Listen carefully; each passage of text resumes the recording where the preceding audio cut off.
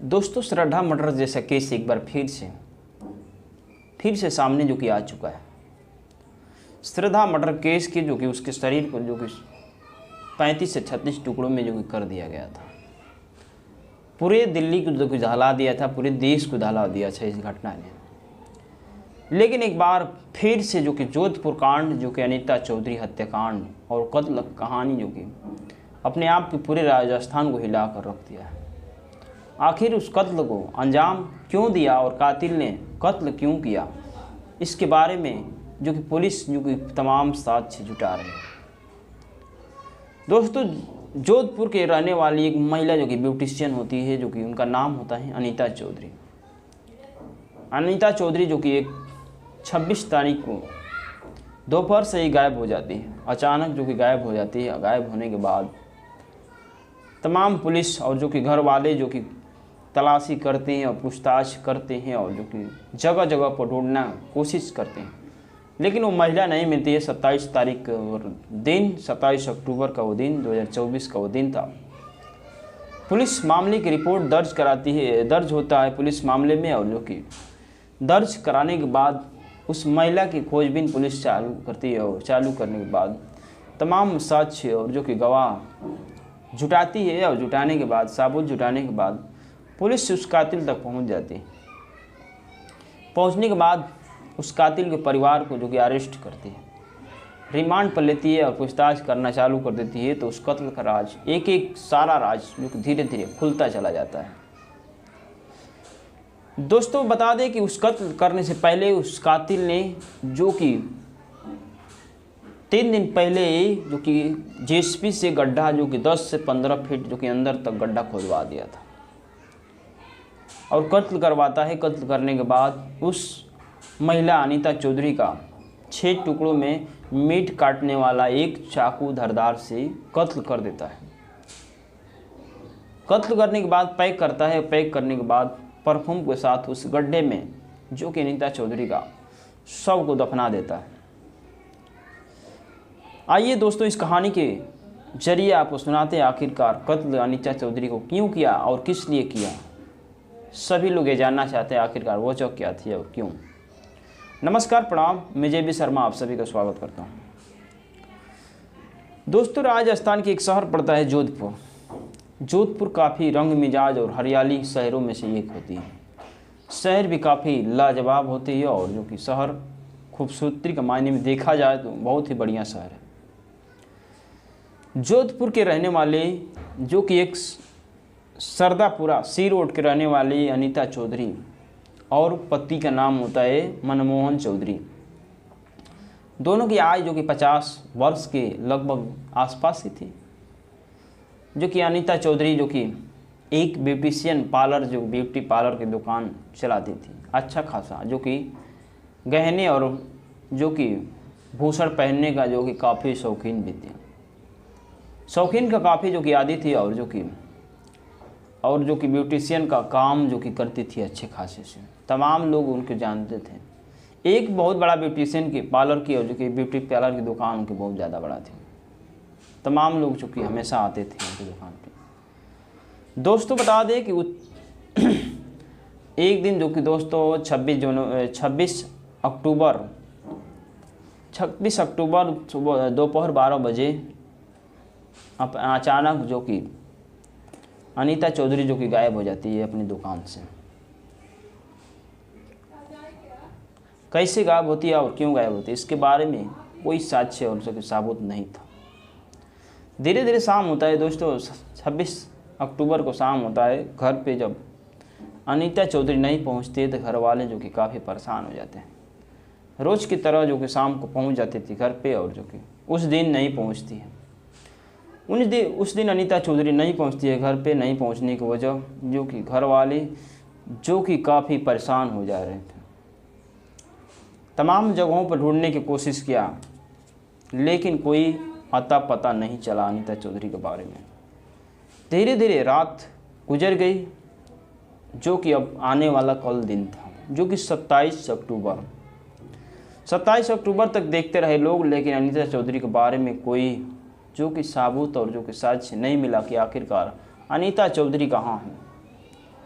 जो कि 26 तारीख को जो कि उसके पति मनमोहन चौधरी से जो कि बात हुई थी, लेकिन उसी समय से जो कि वो पता थी, लापता थी, आखिरकार कहाँ चली गई, क्यों चली गई, ये परिवार को कोई भी बात के बारे में जानकारी नहीं थी।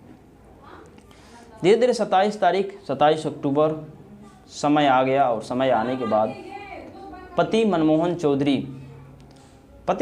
चौधरी पुलिस थाने जाते हैं और रिपोर्ट गुमशुदगी का मामला दर्ज कराते हैं और बताते हैं मामला जो कि 26 तारीख से जो कि गायब है और जो कि नहीं है, मेरे घर पे नहीं आई। पुलिस जो कि तमाम सबूत और जो कि साक्ष्य जुटाने में लग जाती है, तमाम जगहों पर जो तलाशी करना चालू कर देती है, लेकिन इसके बारे में पुलिस को भी कोई अता पता नहीं था। आखिरकार किसी से दुश्मनी या तो किसी के बारे में कोई जानकारी नहीं थी पुलिस को। धीरे धीरे पुलिस जब पहुंचती है दरवाजे पे जो कि मनमोहन चौधरी के पास, उनसे भी पूछताछ करती है, तमाम लोगों से पूछताछ करती है, लेकिन इसके बारे में कोई जानकारियाँ नहीं थी। धीरे धीरे कुछ समय बीतता है दोस्तों, और समय बीतने के बाद पुलिस अनीता चौधरी की दुकान पे, जो ब्यूटी पार्लर की दुकान थी, उस दुकान पे पहुंचती है। उस दुकान पे सीसीटीवी कैमरा जो कि लगा हुआ था, चारों तरफ जो कि सीसीटीवी कैमरा जो कि लगा हुआ था। उस सीसीटीवी कैमरे के जरिए जब पुलिस खंगालना धीरे धीरे चालू करती है दोस्तों, और चालू करने के बाद उस कैमरे से कुछ नज़ारा ऐसा देखता है कि पुलिस को एक सबूत मिलता है। उस सबूत में जो कि 26 जनवरी 12 बजे का टाइम, जो कि दोपहर का टाइम था, उस वक्त एक ऑटो में जो कि अनीता चौधरी बैठ के जा रही थी। आखिरकार वो कहाँ जा रही थी, इसके बारे में पुलिस को कोई जानकारी नहीं थी। आखिर अनीता चौधरी वहाँ से कहाँ गई, इसके बारे में कोई साक्ष्य और सबूत नहीं मिला, लेकिन एक अनीता चौधरी के बारे में सबूत पुलिस को एक अहम सुराग मिलता है। ये जिस ऑटो से अनीता चौधरी बैठती है, उसमें सवार होती है, उस ऑटो वाला का नंबर जो कि पुलिस जो कि स्कैन कर देती है, अपने आरटीओ ऑफिस द्वारा निकलवाती है और उस टैक्सी ड्राइवर को गिरफ्तार करती है, वहाँ तक पहुँचती है, और जो कि पहुँचने के बाद उसे तमाम पूछताछ करती है।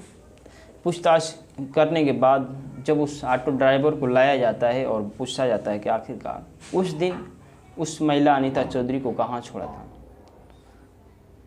उस ऑटो ड्राइवर ने सीधा साफ बता दिया कि मैंने जो कि वहाँ से छोड़ा था उसके दुकान से, और दुकान के छोड़ने के बाद एक गंगाड़ा इलाका पड़ता है, गंगाड़े इलाके में जो कि जोधपुर के अंतर्गत आता है, उसी अंतर्गत इलाके में जो कि छोड़ता है। छोड़ने के बाद वो महिला पता ना कहाँ गई, इसके बारे में कोई जो कि ऑटो ड्राइवर के बारे में कोई ही जानकारी नहीं थी। पुलिस तमाम सबूत जुटाने लगी। सबूत जुटाने के बाद धीरे धीरे अब पुलिस का शक जो कि एक व्यक्ति को पड़ती है। वो व्यक्ति जो कि उसी के पास के और उसी के बाजू के रहने वाला, जो कि उसी का बाजू से रहने वाला दुकानदारी चलाता था। दोनों से जो कि मेल जोल जो कि बहुत काफ़ी था, ज़्यादा दिन से था। वहीं पे जहाँ पे छोड़ा था वहाँ पे एक गुलामुद्दीन नाम का व्यक्ति का जो कि जो कि घर था।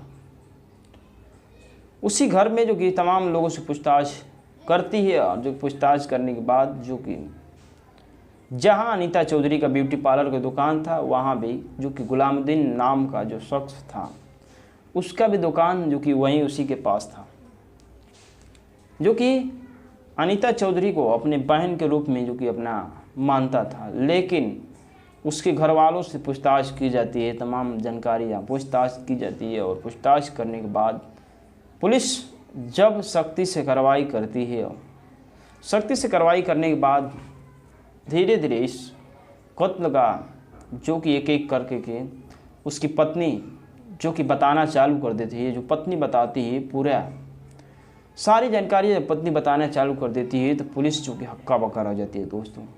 पुलिस जो कि कान खोल के सुनने लगती है, आखिरकार कत्ल के बारे में सब जानकारियाँ देने लगती है। आखिरकार कत्ल क्यों किया, अनीता चौधरी को उस दिन फोन कॉल करके जो कि पत्नी उसकी जो कि गुलामुद्दीन का पत्नी जो होती है अबीदा ने उस दिन 26 अक्टूबर को जो कि 12 बजे दिन में जो कि बुलाई थी, और जो कि उसे बुलाने के बाद जैसे ही घर पे आती है, घर पे आने के बाद उसे बैठाया जाता है अच्छी तरह से अनीता चौधरी को बैठाने के बाद लस्सी में जो कि एक नशीला पदार्थ मिला करके दिया जाता है।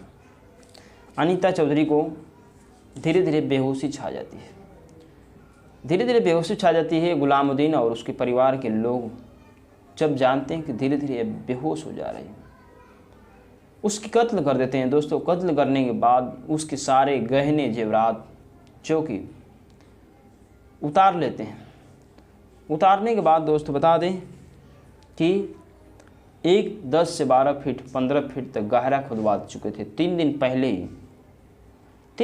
ही जो कि 10 से 12 फीट जो कि गहरा खुदवा चुके थे। उस गहरे में अनीता चौधरी को डेड बॉडी को जो कि 6 टुकड़ों में करते हैं। एक मीट काटने वाला एक धारदार चाकू से मीट काटने वाला जो होता है उसी से 6 टुकड़े में उसके 100 को कर देते हैं। करने के बाद उसकी डेड बॉडी को जो कि प्लास्टिक के अंदर पैक करते हैं। प्लास्टिक के अंदर पैक करने के बाद उसकी 100 को जो कि एक परफ्यूम जो होता है वो जो कि बदबू नहीं आने देता है, उसी परफ्यूम के साथ जो कि उस डेड बॉडी को जो कि यहाँ पर गड्ढा खुदवाया गया था जेसीबी के द्वारा, उसी गड्ढे के अंदर अनीता चौधरी का डेड बॉडी को जो कि ढक देते हैं गड्ढे के अंदर।